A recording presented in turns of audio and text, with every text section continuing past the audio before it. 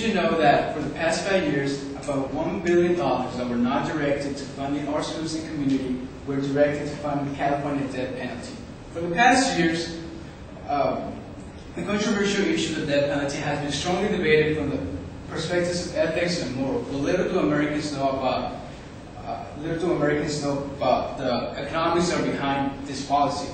On November 6, 2012, Californians had the option of voting Proposition 34, the death penalty statute, a policy that sets out to abolish the death penalty, arguing that it's inefficient and, most importantly, it's too costly.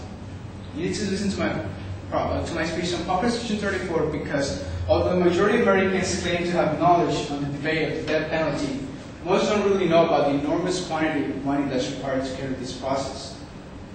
As we all know, California is currently in an economic crisis. Each year, millions and millions of dollars are directed to funding our penitentiary system. California is among the 37 states that oppose death penalty policy, and each year taxpayers pay huge amounts of money to support this policy. California is also the state that has the longest number of inmates in the death row list, which means that we pay the most to support this policy. In this speech, I'm going to inform you about the economics of Proposition 34, the death penalty statute, and I'm going to inform you about the major costs that it takes to carry out the policy. In the California death penalty policy, there are three major costs. First, I'm going to inform you about the cost of the death penalty trial. Second, I'm going to inform you about the cost of the death penalty appeal. And third, I'm going to inform you about the cost of the death penalty execution. I'm now going to begin to talk about the cost of the death penalty trial. In the California death penalty trial, there are two phases. First phase is determining whether the person is guilty or not. Second is determining whether the person should receive capital punishment. According to Arthur Alarcon, a senior judge of the U.S. Courts of Appeals in the Ninth Circuit, and Paula Mitchell's professor of law at the Loyola Law School in Los Angeles, a death penalty trial can cost from $450,000 to $10.9 million. A death penalty trial can cost to about $1 million than the average non-death penalty trial. The reason why the trials are so expensive is because the payments are delivered in several areas. Payments must be delivered to pay both the prosecution team and the defense team, and it's California taxpayers that fund for all the attorneys in this trial.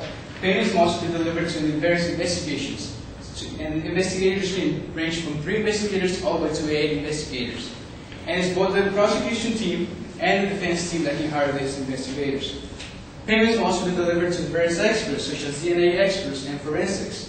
And after the investigation is completed, a jury is then assigned, which adds about $200,000 more. According to Sarah Colon, a certified journalist of the prestigious journal publication of the School of Law of UC Berkeley, a death penalty trial can last up to 10 years. The long process of the death penalty trial can also result in the courts not being available for other trials. So in total, from 1978 to right now, it's estimated that California taxpayers have paid approximately $1.94 billion on just the trials. Now that I'm informing you about the cost of a pre-trial and a trial, I'm now going to inform you about the cost of an appeal. The cost of appeals are divided into automatic appeals and habeas corpus procedures. All appeals in the state of California are submitted to the state Supreme Court. It's estimated that an appeal in the death penalty appeal in California can range up to $15 million. After the Supreme Court reviews the appeal, there's a appointed for counsel to handle the persons that wrote appeal. It's estimated that this appointment can last between 3 to 5 years. And after this is completed, there's another counsel to handle the habeas corpus procedure. It adds about between 8 to 10 more years. Lawyers who handle habeas corpus procedures have stated that $50,000 is not enough to cover the expenses. In the late 1990s, the state of California funded the Habeas Corpus Research Center, which is an organization that employs attorneys to handle death penalty cases. Today, the annual budget of this organization is $14.9 million. A person who sentenced to death row may also file a petition for writ of habeas corpus in federal courts, arguing that he or she believes that her constitutional rights have been violated.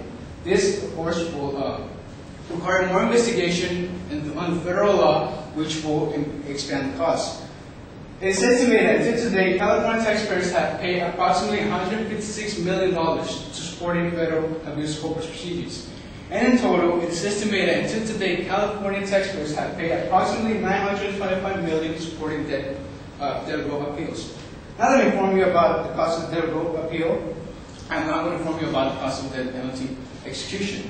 It takes about $1 million each year to house and supervise inmates in the death row list. The reason why it's so expensive is because death row inmates require more attention, which is more security, and most of them live in a single cell. It's also estimated that California executions are delayed up to 2 decades, meaning that most inmates will die before the scheduled execution. Out of the 1,242 inmates that were ever condemned to death row in the state of California since 1978, only 13 inmates have ever been officially executed. The rest, the majority, have died of natural causes or other reasons such as suicide. So for these 13 people that were executed, the state of California paid approximately $4 billion. That's over $300 million per execution if you did the math. Today, it is stated that taxpayers paid approximately $137 million to support death row executions. Also, it's also known that, according to Kevin Johnson, a journalist from prestigious national newspaper, the U.S. Today, the state of California can save about $100 million if the death penalty is abolished. In this speech, I'm informing you about the economics of Proposition 34, the death penalty statute, and the major costs that are come with carrying out the death penalty process in the state of California. I'm informing you about the cost of death penalty trial, I'm informing you about the cost of the penalty appeal, and I'm informing you about the cost of the penalty execution. So if you ever wondered in the last 5 years where the $1 billion went to, the answer is death penalty.